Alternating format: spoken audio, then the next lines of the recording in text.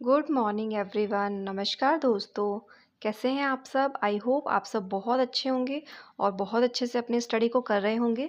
सो दोस्तों, ये दोस्तों 2 दिन का मिक्स व्लॉग है। सो इसमें दोस्तों यहाँ मैं अपने ट्यूशन्स वगैरह पढ़ा के मैं फ़्री हो गई थी। उसके बाद मेरे पास मैं जल्दी फ्री हो गई थी, कुछ बच्चों ने ऑफ़ ले लिया था, इसलिए तो मैं यहाँ फिर अपनी स्टडी को करने के लिए बैठ गई थी। तो दोस्तों यहाँ पे वही मैं अपना भूगोल कर रही हूँ। इसमें मेरे 5 टू 6 अराउंड अभी जो टॉपिक्स हैं वो इनकम्प्लीट हैं, पेंडिंग है, तो वो मुझे करने हैं एनी हाउ जल्द से जल्द। तो वही मैं दोस्तों कर रही हूँ। तो इसमें दोस्तों मेरे जो फर्स्ट ग्रेड में आ रहे हैं और बाकी भी जो टॉपिक्स हैं, मैं ट्राई कर रही हूँ कि मैं सभी को कंप्लीट कर लूँ, क्योंकि वो काफ़ी सारे एग्ज़ाम्स में हमारे लिए हेल्पफुल होते हैं, जस्ट लाइक रीट हो गया या सीईटी हो गया, ठीक है। तो मेरे जितने भी हैं वो मैं अपने कंप्लीट करने में लगी हूँ दोस्तों। सो इस तरीके से जब मैं एक बार कंप्लीट कर लूँगी, उसके बाद फिर मैं इसको थोड़े-थोड़े टाइम में इसको मैं रिवाइज़ करती रहूँगी। तो इसी तरीके से मेरा जो एक सब्जेक्ट है वो भी मेरा कंप्लीट हो जाएगा, जो मेरे काफ़ी एग्ज़ाम्स के लिए हेल्पफुल रहेगा। देखिए दोस्तों, अगर देखिए हमें सफल होना है तो हमें डेली में दोस्तों छोटे-छोटे स्टेप लेने पड़ेंगे, थोड़ी-थोड़ी मेहनत करनी पड़ेगी। अगर हम सोचते हैं कि अभी एग्ज़ाम्स की कोई भी डेट अनाउंस नहीं हुई है, अभी इस साल हमारा एग्ज़ाम होगा नहीं होगा या जो भी है, बहुत टाइम है अभी तो दोस्तों हम कभी भी हमारा जो राइट टाइम है वो आ ही नहीं पाएगा, है ना? इसीलिए मैं आप सबसे बोलती हूँ, आप जहाँ भी हैं, जैसे भी हैं, जिस हाल में भी हैं, वहीं से आप अपना स्टडी करना स्टार्ट करिए। जितना भी आपको टाइम मिलता है, आपको हाफ़ एन आवर मिलता है, 1 आवर मिलता है, जैसे भी टाइम मिलता है दोस्तों, आप अपनी स्टडी को स्टार्ट करिए, ठीक है? क्योंकि मैं ये मानती हूँ कि कभी भी कोई अच्छा समय नहीं होता है, ठीक है? किसी का नहीं आता है, वो हमें लाना पड़ता है ना? जिस तरीके से हम बाकी सारी चीज़ों को मैनेज करते हैं, बाकी सारी चीज़ों के लिए टाइम निकालते हैं, इसी तरीके से हमें अपनी स्टडी के लिए भी टाइम निकालना पड़ता है। और अगर मैं सच बताऊँ दोस्तों, जो हम हाउसवाइफ़ हैं, जो एक मैरिड हैं और जो मदर्स हैं, उनके लिए तो एक चीज़ बहुत ही ज़्यादा कॉमन है कि हम सोचते हैं कि हम कल से स्टडी करेंगे, कल हमें टाइम मिल जाएगा। अभी ये फेस्टिवल निकल जाने देते हैं, अभी बच्चों को एडमिशन करवाया है, अभी थोड़ा जो उनका शेड्यूल है वो एक बार सेट हो जाने देते हैं, या कोई हमारे घर में आ गया है तो फिर वो चले जाएँगे तब हम स्टार्ट करेंगे, या कुछ भी एक्स-वाई-ज़ेड होता है।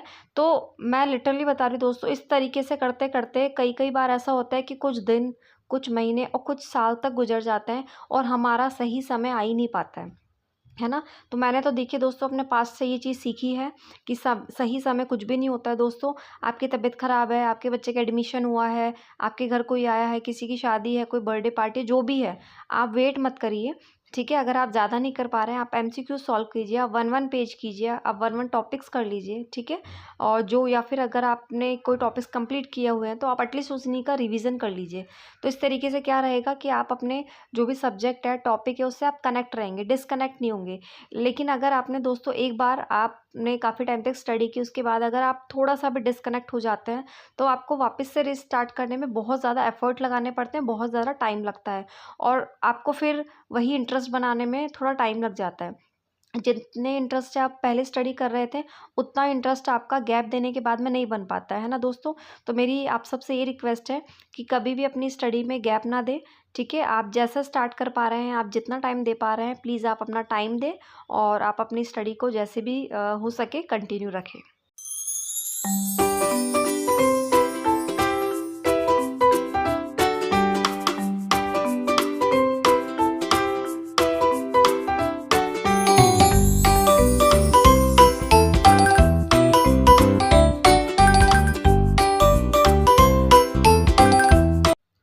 एक मेरे सब्सक्राइबर दोस्तों पूछ रहे थे कि आप किस सब्जेक्ट को कितना टाइम देते हैं, प्लीज़ शेयर करें।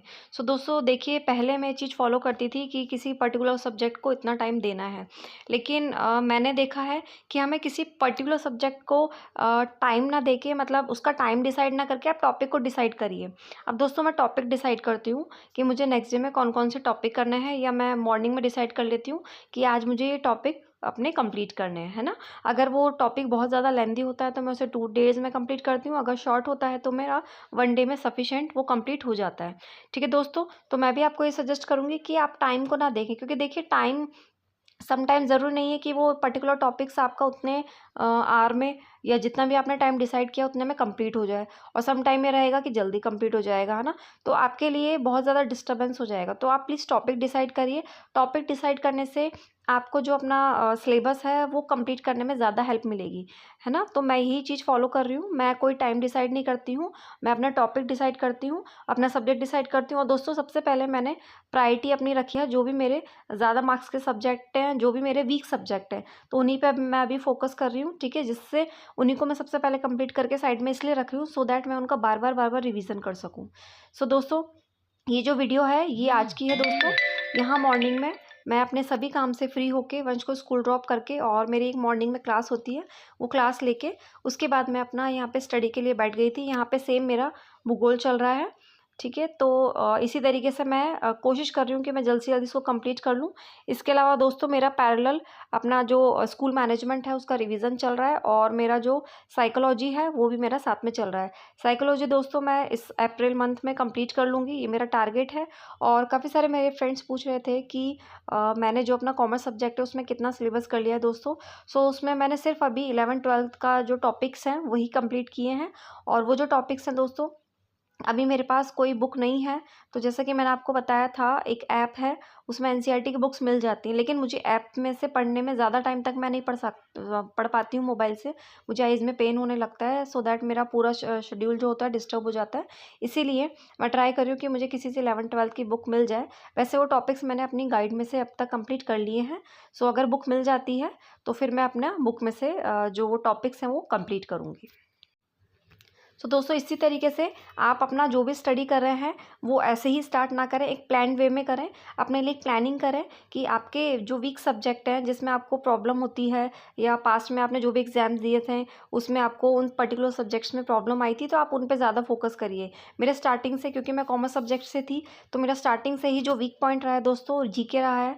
तो इसी तरीके से जीके मुझे बिल्कुल भी पढ़ना पसंद नहीं था, और मैं बाकी सारे सब्जेक्ट कर लेती थी, हिंदी, इंग्लिश, मैथ्स वगैरह मेरा हो जाता था, बट हमेशा मैं जीके की वजह से पीछे रह जाती थी। तो इसीलिए दोस्तों, अब मैंने ठान ली है कि मैं अपना जो जीके सब्जेक्ट है उसे मैं स्ट्रॉन्ग करके रहूँगी, क्योंकि मोस्ट ऑफ द जो राजस्थान के एग्ज़ाम होते हैं उसमें राजस्थान के जो जीके होती है उससे रिलेटेड काफ़ी सारे क्वेश्चन पूछे जाते हैं।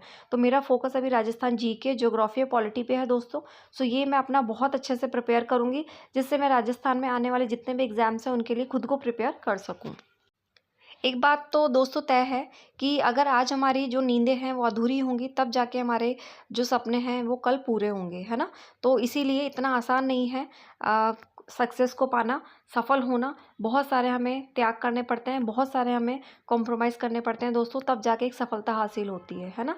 लेकिन ये बात तो तय है, अगर आप चाहते हैं कि आप अपने जो आगे आने वाली जो लाइफ है, एक रेस्पेक्टफुल लाइफ आप अपनी जिए, है ना। और मतलब बहुत सारी चीज़ें जो आप फेस कर चुके हैं वो आगे आने वाली लाइफ में आप फेस ना करें। तो उसके लिए दोस्तों सिर्फ़ और सिर्फ एक ही ज़रिया है हम सबके पास, कि हमें अपनी स्टडी को करके और हमें सफलता हासिल करनी है, हमें एक जॉब लेनी है, हमें अपनी जो एक सीट है वो पक्की करनी है।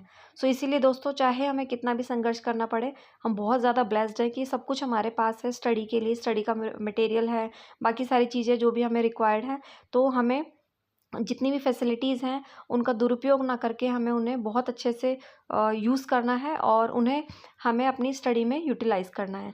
सो इसी तरीके से दोस्तों, हमें हमेशा जो भी भगवान ने दिया है, हमें उसके लिए हमेशा ब्लेस्ड रहना चाहिए, और भगवान को डेली थैंक यू ज़रूर बोलना चाहिए कि उन्होंने इतनी अच्छी लाइफ हमें दी है, और भगवान की दया से सब कुछ हमारे पास है, जिससे हमें आगे बढ़ने में हेल्प मिलेगी। बाकी रही बात मेहनत करने की दोस्तों, तो वो तो हमें करनी पड़ेगी। जिस हाल में भी हैं, जैसे भी हैं, वो मेहनत हमें करनी पड़ेगी। सो दोस्तों, इसी तरीके से बने रहिए मेरे व्लॉग्स में। आई होप मेरे जो व्लॉग्स हैं आप सबको मोटिवेट कर पा रहे होंगे। और इसके अलावा दोस्तों, अगर आप चाहते हैं कि मैं किसी भी टॉपिक्स को लेके आप सबके लिए वीडियो बनाऊँ, तो प्लीज़ आप मेरे कमेंट बॉक्स में कमेंट करिए। और इसी तरीके से दोस्तों बने रहिए मेरे ब्लॉग में। ज़्यादा से ज़्यादा दोस्तों शेयर करें, लाइक करें, सब्सक्राइब करें दोस्तों। जय Shri Ram. Thank you so much.